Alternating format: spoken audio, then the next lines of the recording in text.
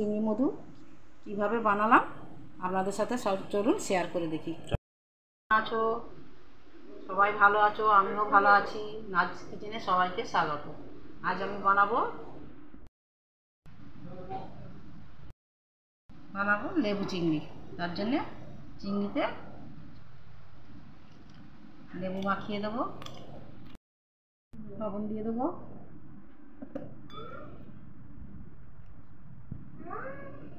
আর একটু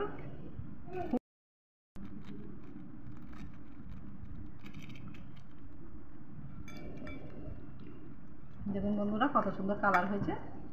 আজকে আমি টক ঝাল মিষ্টি বানাবো এই চিংড়ি মাছটা। টক ঝাল মিষ্টি বানাবার জন্য চলুন কীভাবে বানাই আপনাদের দেখাবো। কড়াইটা বসিয়ে দিয়েছি, দিয়ে দেবো। তেল গরম হয়ে গেছে, মাছটা ঢেলে দেবো।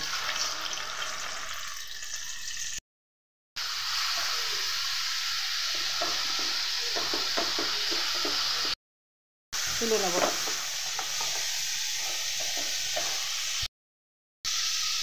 পেঁয়াজটা দিয়ে দেবো,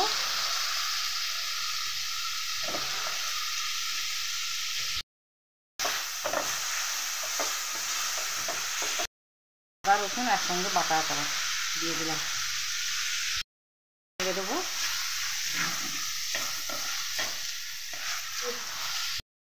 লঙ্কা দুটো দিয়ে দেবো,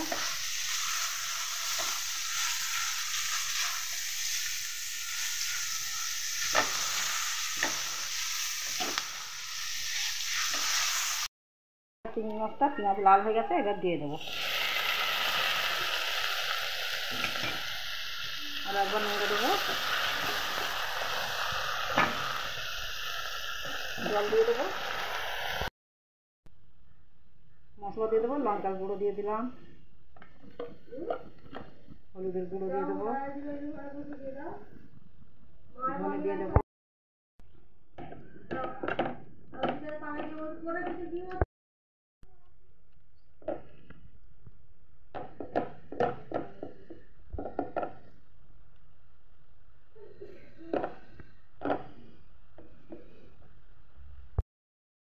আমি কালকে বাজারে গিয়েছিলাম চিংড়ি মাছ আনতে, কিন্তু এই কটাই ছিল।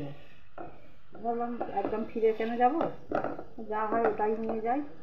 কালকে তাহলে একটুখানি রেসিপি করা যাবে। টক ঝাল মিষ্টি রেসিপি বানাবার জন্য কটাই পেয়েছি, এই কটাই নিয়ে এসেছি, গিয়েছিলাম। দেখুন বন্ধুরা আমার হয়েই এসছে। এবারে আর একটু নাড়ানাড়ি করে নেবো।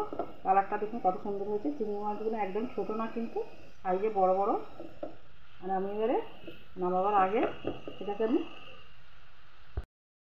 বন্ধুরা আমি একটু ডাবরের মধু দিয়ে দেবো। কাটা মিটা তো একটু অল্প করে মধু দিয়ে দেবো। খেতে বন্ধুরা দারুণ হবে। আমি একবার বাড়িতে বানিয়ে খেয়েছিলাম।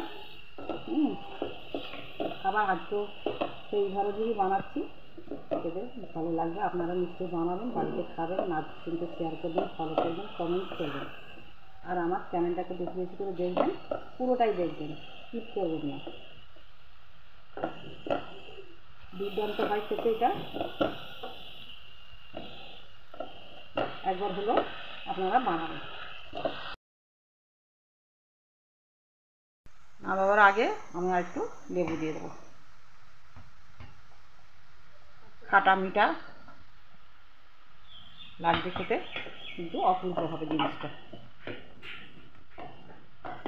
হয়ে গেছে বন্ধুরা, আমি এবার নামিয়ে নেব। আপনারা দেখে বুঝতে পারছেন জিনিসটা কেমন হয়েছে বা কেমন হতে চলেছে। কালারটা দেখুন।